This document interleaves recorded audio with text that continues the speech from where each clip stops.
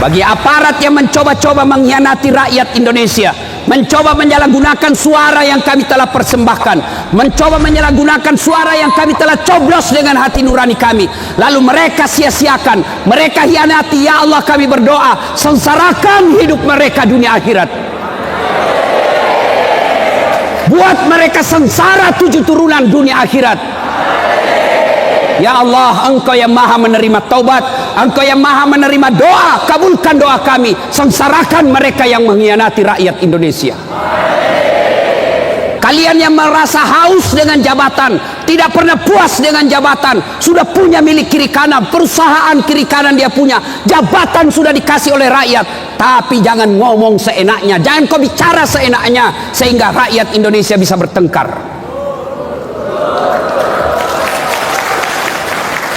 Kami ini ustadz sudah ceramah kiri kanan, masuk keluar hutan, melewati sungai, melewati daratan yang sangat susah ditempuh berjam-jam, berkilo-kilometer kita lalui. Untuk apa? Mendakwakan kepada seluruh umat Islam. Jangan ribut gara-gara pemilu, tapi bisa ribut gara-gara apa? Pejabat di pusat seenaknya ngomong. Kurang apa kita rakyat Indonesia? 5 tahun kau bohongi kita, datang kau lagi bawa sarung, dipilih kau sedek. Didoakan malah. Coba dengar-dengar itu setiap ada acara resmi kenegaraan, selalu rakyat Indonesia doakan pemimpinnya, ampuni dosa dan kesalahan pemimpin kami, rahmati pemimpin-pemimpin kami, padahal sudah makin hianati, masih didoakan. Kurang apa rakyat kita? Jadi tolong, mari laksanakan tugas kalian dengan sebaik-baiknya. Jangan kau salah gunakan jabatanmu. Ketika kau salah gunakan jabatanmu, kau bisa lolos dari rezim dunia, tapi demi Allah kau tidak akan lolos di akhirat kelak. Yuk, jangan bermusuhan. Apalagi yang bisa pecah itu pemilu. Tim sukses, dia aja mau sukses, disuruh bikin baleho 10, 5 aja dah bikin, hilang 5. Begitu dicari, kenapa na 5 aja di baleho di kecamatan? Nah bilang, nak kena angin pak. Coba, ada tim sukses di sini? Biasanya itu tim sukses itu kontraktor. Pernah kita dengar ceritanya kontraktor di akhirat? Jadi itu baku SMS itu penghuni sorga sama penghuni neraka. Baku SMS. Nah bilang penghuni neraka, bagaimana kabarmu di situ? Nah bilang penghuni sorga dulu. Tanya sama penghuni neraka, bagaimana kabarmu di situ? Ces. Nah bilang dede, ndak ada enaknya di sini. Di blender jaki terus. Ndak ada jam istirahat. Ical laki materu. Nah bilang kau ya di sorga bagaimana? Nah bilang masya Allah enaknya ini di sorga. 1 laki-laki 7 bidadari. Ini bidadari perawan terus, tidak pernah kentut. Masya Allah. Lalu Nabi bilang ini penghuni neraka, bolehkah kami jalan-jalan ke situ? Nabi bilang sini mako, tapi bagaimana caranya? Nabi bilang penghuni neraka, tenang mako, kan penghuni neraka itu rata-rata kreatif. Nabi bilang tenang nih, maksudnya kami bikin jembatan dari neraka, kamu juga bikin jembatan dari sorga, kita ketemu di tengah, setuju? Setuju. Lelang proyek. Keluar pemenang tender. Waktu pekerjaan 3 hari. Hari pertama proyek dari neraka sudah selesai 50% jembatannya. Hari kedua selesai 70%. Hari ketiga tuntas, efisien dan efektif. Sementara jembatan dari surga belum juga dimulai. Dan lihat-lihat, kenapa ini proyek dari surga belum dimulai? Berteriak, ini dari surga, dari neraka. Kenapa itu proyekmu belum selesai? Kenapa kau belum mulai? Kami ini sudah sampai di tengah sesuai perjanjian. Kenapa kau belum mulai? Berteriak juga dari surga. Nabi bilang, bagaimana mau dimulai? Pemborong, kontraktor, pengawas, panitia ada semua di situ.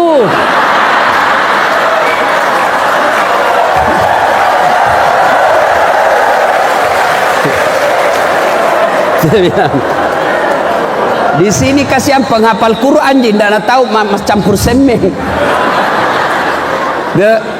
Nah ibu bapak saudara-saudara sekalian, bersatu ya. Apalagi yang bisa membuat kita pecah belah? Hoax, berita bohong. Apalagi yang bisa membuat kita berpecah belah? Sombong. Begitu terpilih jadi anggota DPR, ada langsung sombong. Jangan sombong gara-gara kau jadi anggota DPR. Kau jadi anggota DPR karena rakyat memilihmu. Ada juga anggota DPR sebelum dicoblos idik man itu dah yang kita ji. Kasih nak. Kode kanya idik palik kasih mati nak iya kasih. Sekalinya sudah dicoblos terpilih, biar angkat telepon tidak mau Tommy. Jangan sombong. Apalagi bupati, wakil bupati, jangan sombong. 5 tahun ji. Kalau terpilih lagi 10 tahun tidak terpilih, wabillahi taufiq wal hidayah. Jangan sombong. Kepala dinas sekda mau sombong, jangan sombong. Tergantung ibu bupati. Biar bupati suka kau klub istri dan bupati tidak suka kau. Nah kena kau abala. Coba. Ya sudahlah. Oke lah, dia suka kau bupati, disuka kau wakil bupati, disuka kau ketua DPR, disuka kau istri bupati. Pegawai negeri ada batasnya, jangan kau sombong. Apa batasnya? Pensiun. Bisa kau lawang itu umurmu. Jangan sombong. Ya. Apalagi yang membuat biasa orang sombong selain pangkat jabatan, apa? Ilmu. Jangan sombong gara-gara ilmu. Allah marah, dicabut ilmumu. Dalam Al-Quran Allah jelaskan, wa ma'utitu minal ilmi illa qalila. Dek wale kopat disengah kecuali cek dek ni, saya tidak berikan kalian ilmu pengetahuan kecuali sangat sedikit. Apa yang mau disombongkan dengan ilmu? Pikun? Ada tinggi sekali sekolahmu, tiba-tiba pikun, hilang kau punya ilmu. Ayo. Ada orang banyak sekali gelarnya. Begitu dekat pensiun mulai pikun-pikun. Diprotes sama istrinya. Pak, biasanya kalau mau kopi mengajar, kau cium-cium saya. Ini sudah hampir 2 minggu kau keluar, tidak pernah kau cium-cium. Langsung bilang suaminya, astagfirullah, berarti siapa kau cium selama ini?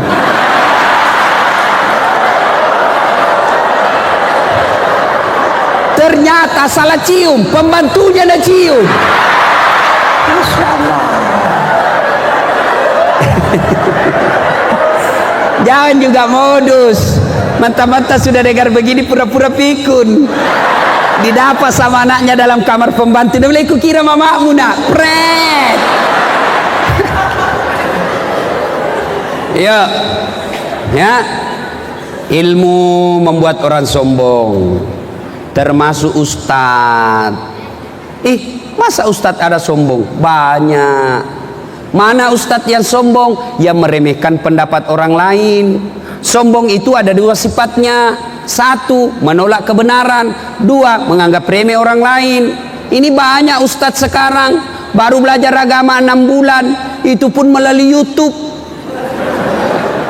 Langsung nak kasih salah semua orang. Bahkan saya pun dihina di Facebook. Dia maki-maki saya di Facebook. Ini dah saat mengaku ustadz sunnah. Jangan bicara-bicara sunnah kalau kau tidak menegakkan sunnah. Saya bilang, kenapa kau tuduh saya tidak menegakkan sunnah? Dia bilang apa? Buktinya kau tidak pelihara jenggot. Sih, mau dia apa kalau tidak mau tumbuh?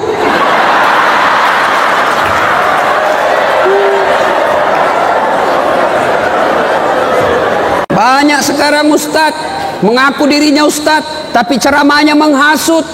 Ceramahnya bikin pertengkaran di antara umat.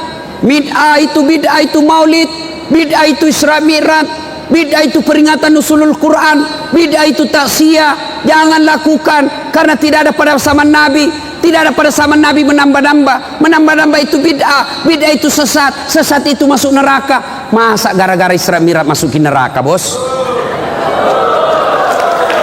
Hanya alasannya apa kau bilang sesat? Karena tidak ada pada zaman Nabi. Kalau begitu, kalau tidak ada pada zaman Nabi, tolong juga kau ceramah jangan pakai mic. Kenapa? Karena tidak ada mic pada zaman Nabi. Oleh karena itu kita jangan ceramah pakai mic. Apa? Lu dengar di belakang.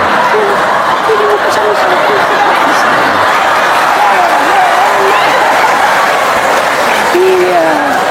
Makanya jangan menyalahkan pendapat orang. Kalian yang tidak mau maulid jangan mi, tapi jangan kau bilang sesat yang maulid. Yang kalian mau maulid silakan, jantung kau bilang sesat yang tidak maulid. Bertengkar ki, ya. Jabat tangan selesai sholat bid'ah, masuk neraka. Masa gara-gara jabat tangan orang masuk neraka, bos? Ya, itu ustaz-ustaz sombong itu yang begitu. Tidak mau menerima perbedaan pendapat. Kita berbeda-beda, ini sunnatullah. Ya, gigi saja kita beda sehingga enak makan. Ya, Bapak pernah bayangkan tidak bagaimana seandainya gigi kita satu, jin, tidak ada beda-bedanya. Nah, ini kan gigi kita tiga macam, berbeda-beda. Ada gigi seri yang di depan seperti gigi kelinci, bagi yang kasih potong-potong. Ada gigi taring, ini yang di sini yang aneh, bagi yang apa merobek daging. Yang ketiga ada gigi geraham yang kasih hancur. Kalau keras. Coba bayangkan seandainya gigi seri semua gigi kita. Repotnya itu makan daging. Ya. Coba, maka sunnatullah itu perbedaan. Yang tidak baik adalah menolak perbedaan. Ya, apalagi kadang-kala membuat orang sombong. Kaya, jangan kau sombong gara-gara kaya. Kenapa? Kaya ada batasnya. Kena tsunami, gempa, miskin habis. Coba, jangan sombong.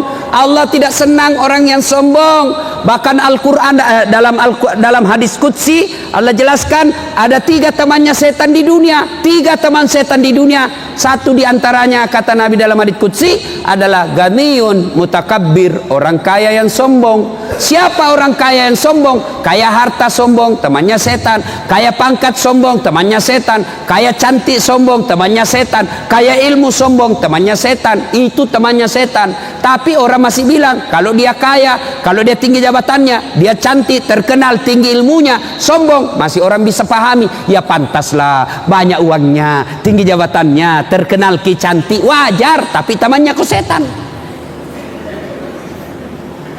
Sudah tidak terkenal, jelek, pengangguran, bau kalepakna, sombong. Bukan mako temannya setan, kau sudah jadi setan, cilaka.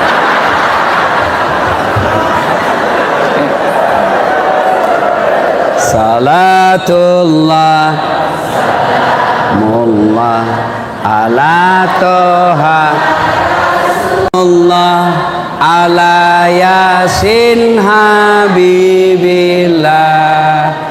Dua, silul arham, sambungkan persaudaraan. Yang bisa lagi menyebabkan putus persaudaraan apa? Sangka buruk. Tiba-tiba Pak Bupati memutasi. Yang tadinya kepala dinas tiba-tiba jadi staf ahli. Staf ahli yang tidak ada stafnya. Meja sama kursi terputar-putar di situ. Sangka baik, jangan kau sangka buruk. Supaya tenang perasaanmu, baik-baik. Sudahlah, sekarang sudah tomak kepala dinas 3 tahun. Sekarang saya salah picak karena yang saya dukung yang dikalah. Ya apa boleh buat, saya non job. Yang penting sudah tomak kepala dinas. Banyaknya orang kodong pegawai saja tidak. Sampai sekarang tidak diangkat-angkat, tetap menjadi pegawai honor. Tenang perasaan, itu namanya sangka baik. Jangan kau sangka buruk. Tiba-tiba dikasih pindah ke pulau, sangka baik. Oh, Pak Bupati senang sama saya, maka dikasih pindah ke pulau. Jangan sangka buruk. Begitu kau sangka buruk, maka tidak ada tenangnya perasaanmu. Ibu-ibu juga sangka baik, ya. Jangan sangka buruk. Tiba-tiba bupati mutasi, goyang, pindah jabatan, sangka baik. Berarti itulah yang terbaik. Tidak adalah dalam hidup ini Allah kasih yang terjelek, pasti itu yang terbaik. Tamat SMA saya daftar tentara, Pak. Daftar ke tentara. Ternyata saya tidak lulus. Kenapa? Ceper. Tidak cukup tinggiku. Tidak lulus. Temanku lulus. Polisi. Sekarang dia reserse di Sulbar, Mamuju. Dia pakai baret merah. Saya lulus jadi ustadz pakai baret putih. Tapi alhamdulillah, dengan baret putih yang saya pakai, mulai baret hitam sampai baret merah, ku caramai ko semua. Namanya sangka baik. Jangan sangka buruk. Ibu-ibu, jangankan dalam kantor, dalam rumah tangga saja kita pecah belah gara-gara sangka buruk. Ibu-ibu jangan terlalu cepat percaya bisikan orang. Tiba-tiba masuk WhatsApp di handphone tak, kuliah suamimu, bonceng cewek, sangka baik. Oh, suamiku berarti selesai kerja dia pergi ngojek. Tenang perasaan. Tiba-tiba ditelepon tidak diangkat. Oh, berarti suamiku lagi sholat duhur. Tenang perasaan. Ditelepon lagi tidak diangkat. Oh, berarti lagi menghadap sama Pak Bupati. Tenang perasaan. Tiba-tiba ada lagi masuk ada lagi cewek nak bonceng. Oh, suamiku adalah pegawai negeri, memberikan pelayanan prima kepada rakyat. Itu cemburu lagi, cemburu nih. Baru cerita mengimpuru nih. Untung ini ibu-ibu ini suka cemburu. Sangka baik, tidak ada baiknya itu sangka buruk, Pak. Sangka baik, tidak tiba-tiba tidak ada jabat. Sangka baik, itu yang terbaik. 2013 saya ikut Pilwali Makassar. 10 pasang calon. Banyak, Pak, 10 pasang calon. Nah, bilang orang dikalah ke Ustaz, tidak, cuma yang menang lebih banyak suaranya. Itu namanya sangka baik. Yang sangka buruk. Ada orang 4 tahun berkeluarga tidak punya anak. Tahun kelima dia ke dokter ahli kandungan. Tiba-tiba dokter periksa. Oh, alhamdulillah ibu, terlambat maki 2 bulan. Boy senang. Dia telepon suaminya, Pak, alhamdulillah terlambat 2 bulan. Dia bilang suaminya, jangan kau cerita-cerita dulu nanti tidak jadi maluki lagi. Oke, cerita tidak dicerita. Beberapa hari kemudian datang petugas PLN. Assalamualaikum. Waalaikumsalam. Siapa ya? Saya ibu. Siapa? Pegawai PLN. Kenapa Ki? Ibu terlambat 2 bulan. Kenapa bisa nak tahu ini? Dari mana nak tahu saya terlambat 2 bulan? Langsung disangka buruk sama suaminya. Iya sila bolong, iya bolong sih. Karena suaminya hitam, iya sila bolong. Baru pulang suaminya dari kantor, baru buka rumah langsung. Iya betul iya bolong. Langsung dia bilang suami, agak comok. Jengkel tongi tawa. Nah bilang istrinya, kenapa itu tadi PLN datang? Dan apa nak tahu kata terlambat 2 bulan? Bukan saya, betul kak, bukan saya. Kenapa bisa dia tahu? Tunggu saya pergi marah-marah di PLN. Dia pergi marah-marah di PLN. Dia bilang, kenapa kau tahu istriku terlambat 2 bulan? Dia bilang, ada catatannya Pak.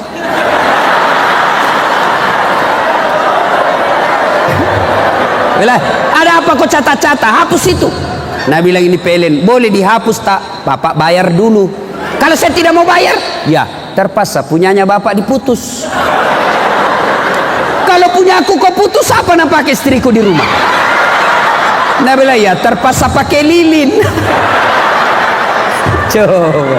Maka sangka baik, ya ibu-ibu sangka baik. Nah, ya. Berikutnya lagi. 1 tadi kalau mau jaya, mau sukses, sekolah ke timur, belajar.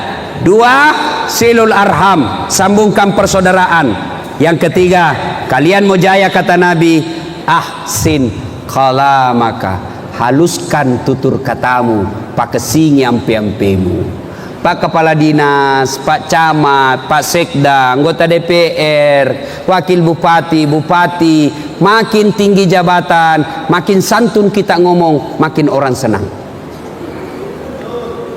Berapa banyak orang sogok kiri kanan waktu pilkada, tidak mau diterima, orang uangnya saja nak ambil, tidak dipilih orang. Kenapa? Bukan karena jabatannya yang tidak bagus, bukan karena dia tidak membangun, tapi apa? Mulutnya yang tidak bisa dia kontrol. Kalau dia marah-marah keluar semua binatang dari mulutnya. Kan,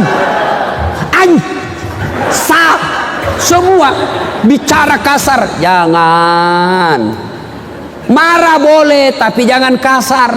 Saya dosen di Unhas, kalau saya marah sama mahasiswaku, saya tegakkan hukum, saya tegakkan aturan, tapi saya tidak kasar bicara. Jam 9 masuk, ternyata jam 9.15 baru masuk. Buka pintu. Assalamualaikum Ustaz. Waalaikumsalam. Ide jam berapa misalnya? Jam 9.15. Jam berapa Ki masuk? Jam 9.00 Ustaz. Jam berapa mi jam tak? Jam 9.15. Jadi kalau begitu tutup maki di luar maki tunggu Kak. Selesai kuliah baru ketemu. Tidak perlu kita maki-maki, senang perasaannya. Coba kalau jam berapa ini? Terlambat kau lagi. Kalian ke situ. Coba. Sama aturan tetap ditegakkan, tapi satu enak perasaan, satu marah. Akhirnya apa? Keluar kau dari situ. Keluar. Nah kasih kempes bang motor. Apa ya? Ayo para pejabat, jadilah panutan. Jangan kasar bicara. Boleh marah tapi tidak boleh emosi. Boleh tegakkan aturan tapi jangan memaki. Tidak ada orang senang orang yang kasar ngomong. Dikasih uang dengan kasar tidak diterima. Uang dikasih orang tapi kasar tidak ada suka orang. Contoh, Pak sini. Ini uang 5 juta ya. Ambil alai. Mau ambil Pak. Dikasih ke 5 juta tapi alai cilaka. Andai. Kalau saya kule, jangan kau hina kak. Ku gajak kau kalau kau sih begitu Kak. Tidak ada orang senang. Maka kalau ditegur anak, Dek, bulan lalu kau terlambat. Masa terlambat kau lagi? Kau tidak syukuri kau bisa jadi pegawai. Banyaknya itu kau mau jadi pegawai. Kau yang dipilih Allah. Maka kerja kau dengan baik. 2 bulan maka saya lihat ini selalu terlambat. Bulan depan kalau masih terlambat kau, ya apa boleh buat nah? Saya kasih kau hukuman. Ya, baik-baik kau deh. Oh senang itu. Apalagi kalau langsung dia ini pembeli pulsa supaya kau jangan malas. Oh. Kalian juga pegawai kalau dimakin dimarah-marah, tanamkan dengan baik. Jangan kau dendam, jangan marah. Namanya kita anak buah. Dimarahi ya wajar, namanya kita anak buah. Masa kau mau marah sama bupati? Tidak bakal. Ya, ahsin kalamaka. Ibu-ibu bicara yang sopan sama suami. Jangan sampai kita sudah malas, makutu, magalak mandre, makebong, macembok, kasar lagi ngomong. Enaknya itu perasaan tak kita laki-laki kalau istri tak baik bicaranya. Assalamualaikum kakandaku Arjunaku. Lalu Nabi bilang suaminya, Waalaikumsalam adindaku Sri Kandiku. Tenangnya perasaan tak. Pergi ki kerja, na telepon ki, kakandaku sayang. Jangan ki menghalalkan segala cara di kantor di. Baru ki saja ku doakan dalam sholat duhaku, murah rezeki kita. Salam sayang selalu dari istrimu di rumah. Enaknya itu perasaan tak. Pernah jadi di SMS begitu cerita Pak? Paling SMS nah, hei jangan kau lupa singgah beli gas.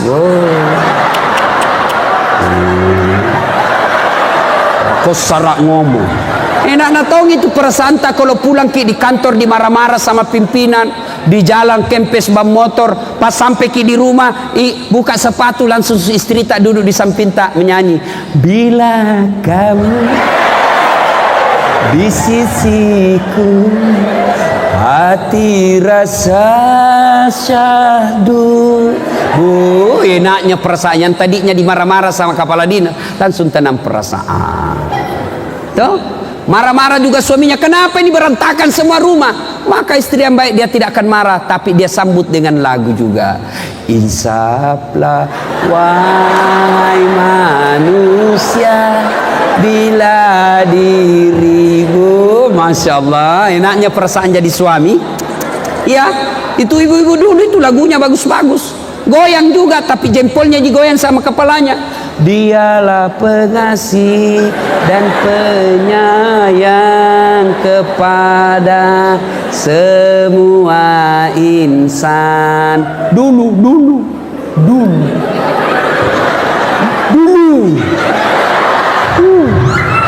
Sekarang ibu-ibu di rumah apa lagunya? Yo ayo.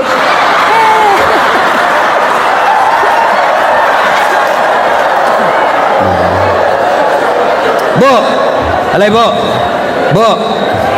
hei, bu, mau ki gampang masuk surga? Mau. Kata Nabi 4 syaratnya. Lebih susah syaratnya jadi caleg. 4 saja. 1, sholat. 2, puasa Ramadan. 3, jaga harga dirimu. Termasuk diantaranya pakai kudung, jaga harga diri tak namanya itu.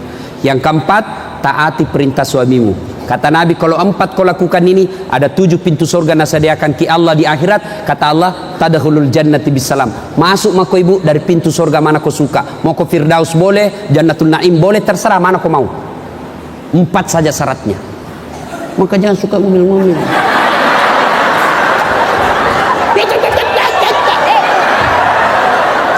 Baik jika lo cantik. Datang suaminya, nah bateta na sesa, bu, kita kira itu gampang jadi suami. Nah bilang orang Bugis, isau kasih sungai sapaka kodalle supaya engkau wajummu. Kami pertaruhkan jiwa raga supaya kau bisa pakai baju yang baik, supaya kau bisa punya rumah yang baik, dibelikan kau mobil. Maka doakan suamimu ketika dia pergi cari nafkah.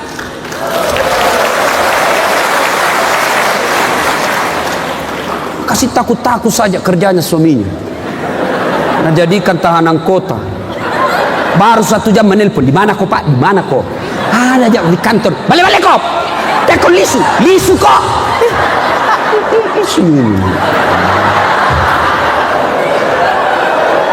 Ada di sini laki-laki takut sama suaminya, sama istrinya. Ada. Berarti kau jadi laki-laki. Aku takut sama istrimu. Nah kita nikahi baik-baik, tidak dibawa lari, diambil, dinikahi, dikasih uang mahar, dilamar baik-baik, gaji tak semua diambil, bahkan belum naik gaji tak nak tahu nih. Itu di kantor-kantor bupati itu 3 orang itu bersekongkol, bendahara, Pak Kredi itu aku kerja sama bendahara. Nah istri tak nah hasut nih, bendahara menelpon, mau naik gaji itu bulan depan. Langsung itu tukang kredit nak tahu nabi naik gaji tak itu bulan depan, hari ini barang baru belum naik gaji tak nak ambil nih. Masa kita kasih takut-takut suami tak? Jangan juga mau takut sama istri Pak, jangan mau takut Pak. Harga diri tidak boleh diinjak-injak istri. Anu dia Ustaz, kalau marah nak kasih pecah piring Ustaz, woi piring boleh dibeli. Nah kasih pecah 1, kasih pecah kok 5 biji di situ. Pecah 2, kasih pecah semuanya. Kenapa Ustaz? Piring boleh dibeli bulan depan. Harga diri sebagai suami tidak boleh diinjak-injak istri. Allahu Akbar.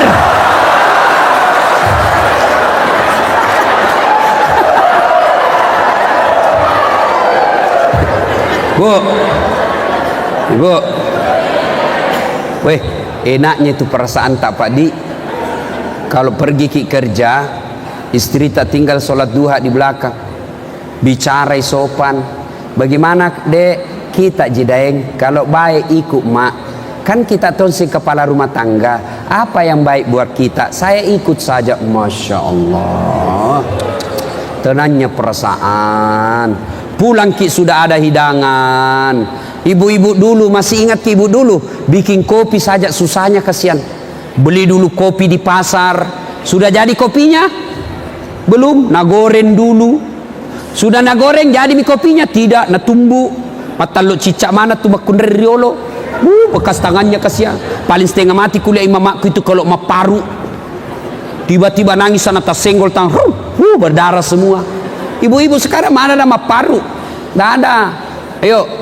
Sudah itu natumbu, natapis, sudah natapis, najemur 1 hari prosesnya baru jadi kopinya. Susah ibu-ibu dulu bikin kopi. Tapi alhamdulillah suami-suami dulu belum turun sawah sudah ada kepulan kopi di mejanya. Dulu. Sekarang ibu-ibu kopi na gampang sekali kau bikin 3 in 1. Kau tinggal beli 1 bungkus di warung, ada kopinya, ada susunya, ada gulanya. Belum tong kau bikinkan kopi suamimu. Mana buktinya? Lihat itu kodong warung kopi, pagi-pagi ada semua itu pegawai warung kopi. Tidak ada dibikinkan kopi. Mana ini? Urus itu suami. Bagaimana suami mau betah di rumah kalau suka ngomel?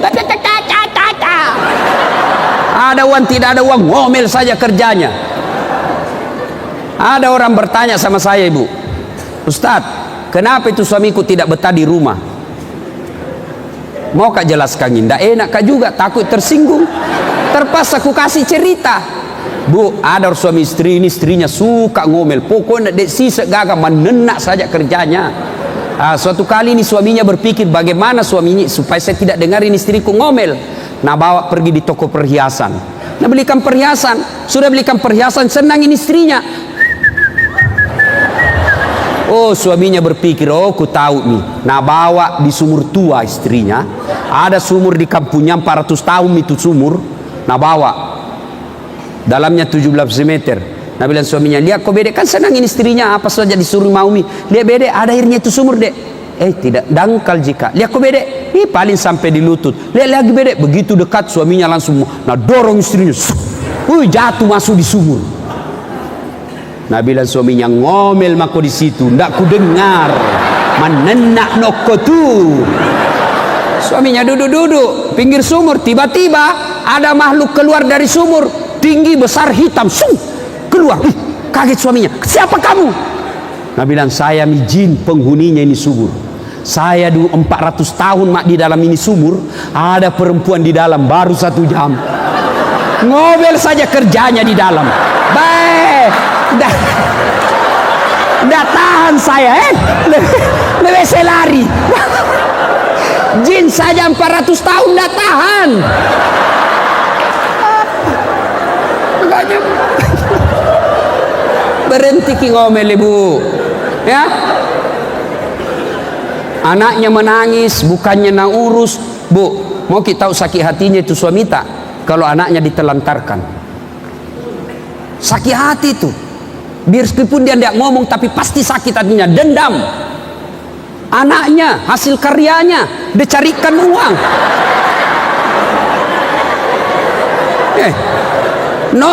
Nonton itu istrinya, maka tani remote. Kalau nak pegang itu remote, tidak bisa goyang-goyang. Mandiri canggoreng. Nah, angkat mi kaki na di meja, nangka kalepak na, mat daster tinggi sebelah, baru menguap. Seperti mami dilihat King Kong. Menangis anaknya, bukannya nak urus. Ada itu suaminya lihat-lihat, kasihan karena suaminya sabar. Nangis anaknya, bukannya nak urus. Langsung nak bilang, main game aku nak ini, aku pakai HP. Marah itu laki-laki kalau kau kasih begitu anaknya. Ya Pak. Maka kalau dia sudah marah, maka siap-siap. Selalu kau nak bilang pergi rapat-rapat, ternyata pergi merapat. Si mau kok. Ya, nih ahsin kalamaka, haluskan tutur kata, ya, bicara ki yang baik. Pegawai negeri kalau ada masyarakat datang ngurus surat, ngurus pajak, ngurus keterangan, jangan ki kasar bicara. Pegawai negeri ada batasnya. Begitu bapak pensiun kalau baik ki masih nah hormati ki orang. Tapi ketika kita aktif kasar ngomong pensiun ki, tidak ada orang mau datang di rumah tak. Yang keempat, jika kalian mau sukses kata Nabi, as-sadaqatu, bersedekahlah. Ya, ibu-ibu sedekah, pegawai negeri sedekah. Sedekahnya tidak mesti duit. Sedekahnya dengan apa? Memberikan pelayanan prima. Itu sedekah.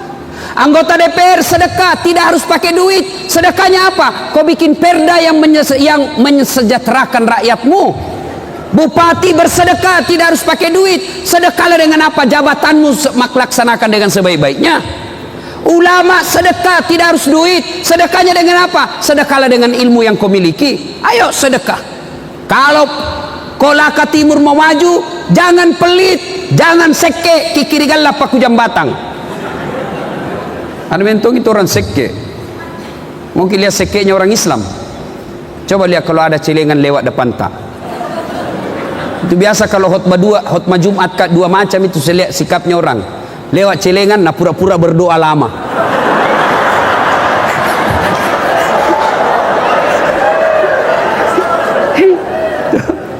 Ada juga itu lewat celengan, nah tarik dompet, nah cari yang paling kecil. 2.000 mau masuk surga. Nenekmu punya surga. 2.000 di mana kau dapat surga 2.000? Di Makassar kencing saja di terminal itu 500. Saya pernah kencing di terminal Dayak, kan ditulis itu air besar 1000, air kecil 500. Saya buang air besar, selesai saya kasih uang 1000. Nah bilang 1000, kenapa 1000 Ustaz? Air besar saja. Dia bilang pasti kencing ki juga. Oh iya, aku lupa.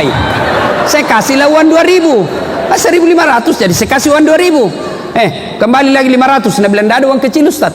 Ini masih ada uangku. Bagaimana Mina? Bilang masuk maki lagi kencing kembali. Toilet 2000, kamu mau masuk surga 2000, nenekmu punya surga. Ayo, jangan terlalu pelit.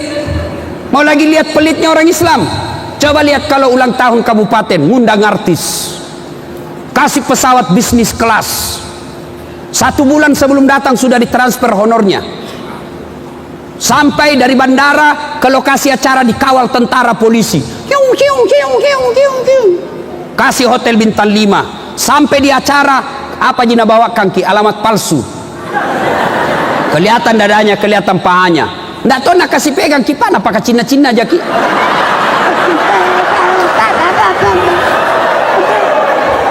Pahanya dilihat semua. Ada itu kodang kapal dinas begini dia pahanya. Pulang kasih 100 juta. Sampai Jakarta wantak 100 juta nak pakai narkoba, nak pakai duga, nak pakai bikin dosa. Begitu kita hormati itu artis. Sekalinya Ustadz kita butuhkan nana sesa Pak Imam nak butuhkan, ndak nak jemput Pak, nak kiringi ngojek Iko jemput 1 jam itu Pak Imam barasanji di rumahnya, busa-busa kali Pak na sallallahu alaihi Muhammad sallallahu alaihi. Ayo pulang berapa kita kasih? 25.000 bonyok-bonyok. Nah bilang suaminya 1 jam kau nak bacakan doa, nak barak kaki rumahmu, nak tinggalkan sawahnya orang, nak tinggalkan tokonya, masa kau kasih 25.000? Dan nu harganya itu Ustaz. Langsung nak bilang istrinya, ya tambahin di situ jalan kote 4.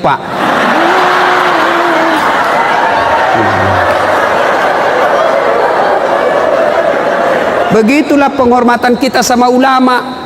Yang lebih parah kadang-kala nak suruh kita tanda tangan kwitansi kosong. Saya itu biasa kalau diundang kantor-kantor itu selalu dikasih kwitansi kosong. Saya bilang jami Pak, ambil makin semua. Kwitansi kosong apa masukmu? Tulis di situ angkanya bos. Perjelas. Nanti kau kurangi 1 angka, besar bedanya itu. Yang ketawa saya serius ini. Saya tidak tahu ini kalau Kolaka Timur baik-baik jika caranya ini. Bapak saudara-saudara sekalian, jangan pelit. Demi Allah, tidak ada orang bangkrut gara-gara rajin sedekah. Dan tidak ada orang suka itu orang pelit. Saya tanya, bapak-bapak senang tetangga yang pelit atau dermawan? Ibu-ibu senang tetangga yang pelit atau dermawan? Senang suami yang pelit atau dermawan? Senang camat yang pelit atau dermawan? Tidak ada orang suka orang pelit Pak. Bahkan demi orang pelit sekalipun tidak suka sama orang pelit. Rumus itu. Dia bilang jangan kopi rumana seke, padahal dia juga seke. Ya. Yang kelima, kata Nabi, jika kalian ingin sukses kata Nabi, wa minal laili fatahajjat bihi, bangunlah engkau sepertiga di akhir malam untuk sholat tahajud. Turunkan sedikit, tidak usah sholat tahajud, agak berat, pakai singi sempajan 5 waktumu. Ada ndak orang di sini tidak ada masalahnya? Ada? Masih ingat kisah Isra Mi'raj? Nabi diisrakan kenapa? Karena lagi berduka. Meninggal istri beliau, meninggal paman beliau, maka Allah panggil, dikasih hadiah. Hadiahnya apa? Bukan puasa, bukan haji, bukan perintah zakat, tapi apa Allah kasih? Salat. Artinya kalau ada masalah kita di Kolaka Timur ini ada masalah, perbaiki salat. Ada ndak di sini ndak ada masalahnya? Contoh, saya kasih contoh. Contoh, waktu kuliah apa masalah tak? Mau sarjana. Sudah sarjana selesai masalahnya? Belum. Mau kerja. Sudah kerja selesai masalahnya? Belum. Mau jadi kepala bagian. Sudah jadi kepala bagian selesai masalahnya? Muncul masalah baru. Apa? Mau jadi kepala dinas. Sudah jadi kepala dinas selesai masalahnya? Muncul lagi masalah besar. Apa? Mau jadi sekda. Sudah jadi sekda selesai masalahnya? Tidak. Masalah paling besar, mau jadi bupati. Sudah jadi bupati selesai masalahnya? Belum. Mau 2 periode. Sudah 2 periode selesai masalahnya? Tidak. Musim jadi gubernur. Tidak ada orang tidak ada masalahnya. Semua orang punya masalah. Bahkan ibu-ibu saya lihat di sini muka-muka penuh masalah. Contoh, Bu, Pak, istri cantik. Istri cantik kita kira bukan masalah. Istri cantik nagoda orang. Nggak tenang di kantor. Begini lagi jalan istriku. Apalagi kalau suaminya jelek. Lebih masalah lagi. Berarti bagus kalau jelek istri nah hina teman. Kita lagi malu jalan sama dia. Pergi pengantin apa kita bilang? Dulu sama kodek saya menyusul. Nanti kita di gedung ketemu ya. Sampai di gedung istrinya na telepon di mana makika na bilang ndak jadi ke pergi dek bencerek kak. Coba istri cantik masalah, istri jelek masalah. Tidak ada orang tidak ada masalahnya Pak. Semua kita punya masalah. Maka ketika ada masalah Allah kasih sholat.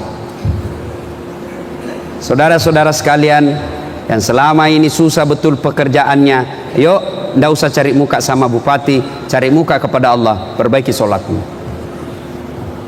Bagaimana hidupmu tidak susah kau abaikan Allah? Bagaimana hidupmu tidak sengsara kau tidak jawab panggilan Allah?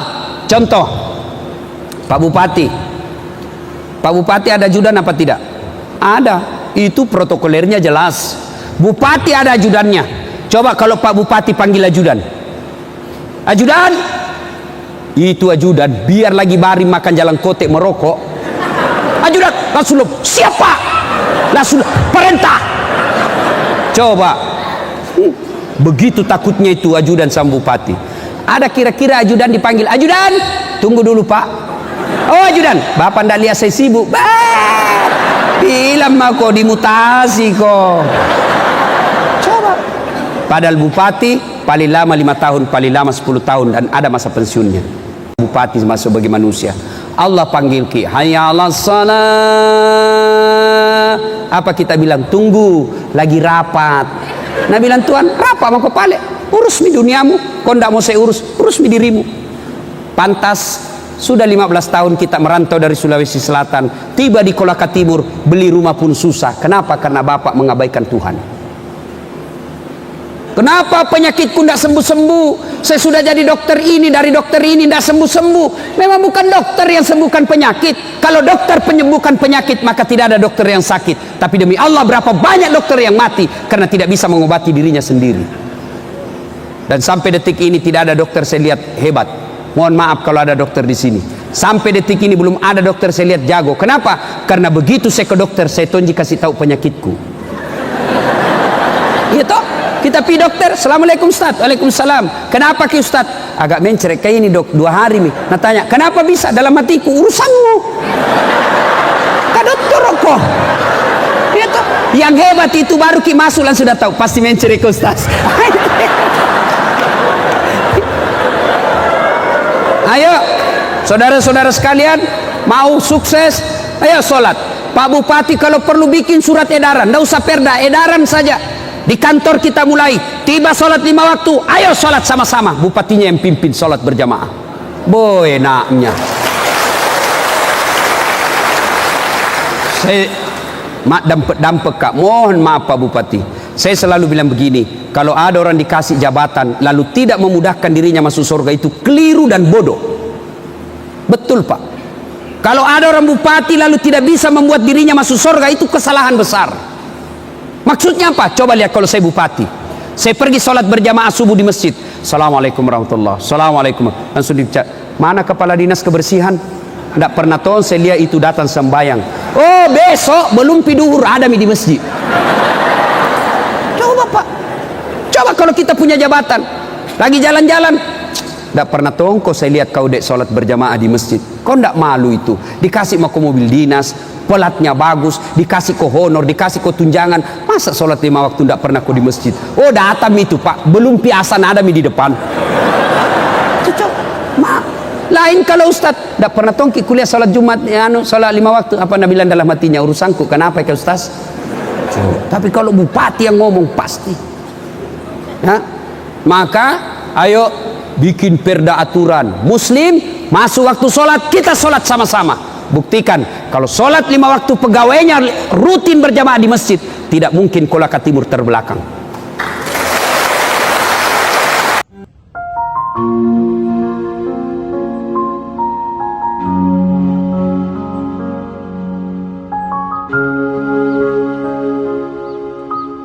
Thank